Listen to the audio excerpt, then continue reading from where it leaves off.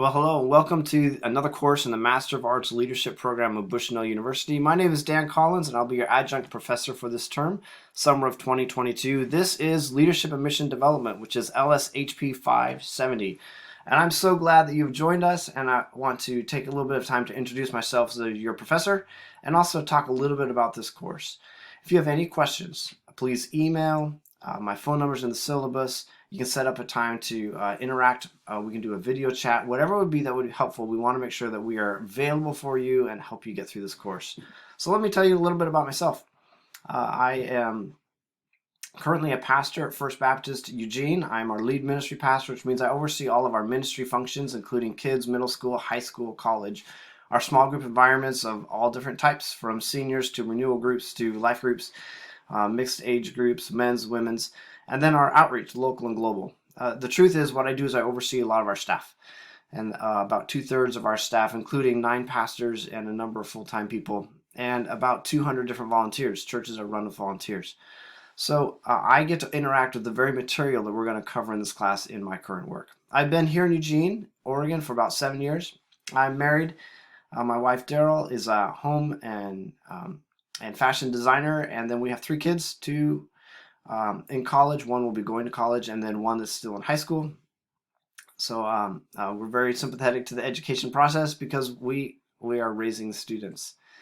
My background is also in the world of global missions. So before being a pastor in First Baptist Eugene, I worked in South America in Bolivia, the city of Cochabamba.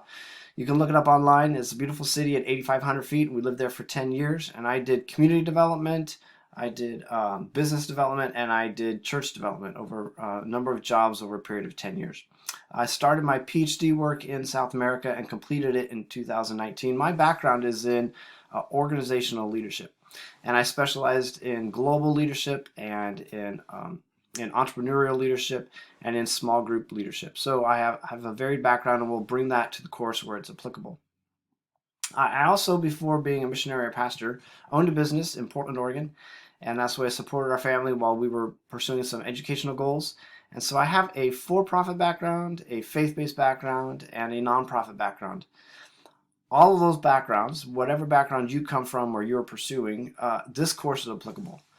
In this course, what we're going to talk about is strategy. Mission and leadership and fulfillment, they are about connecting the mission, vision, values of whatever group, organization you're with and what you actually do. Strategy connects. It connects your identity as an organization, as a business, nonprofit, faith-based organization, church, and the things you choose to do and how you do them. And so we're going to deal with strategy development, and we're going to do a strategy execution. We use a couple of textbooks, and we use a lot of videos. We use some discussion, and we use some assignments.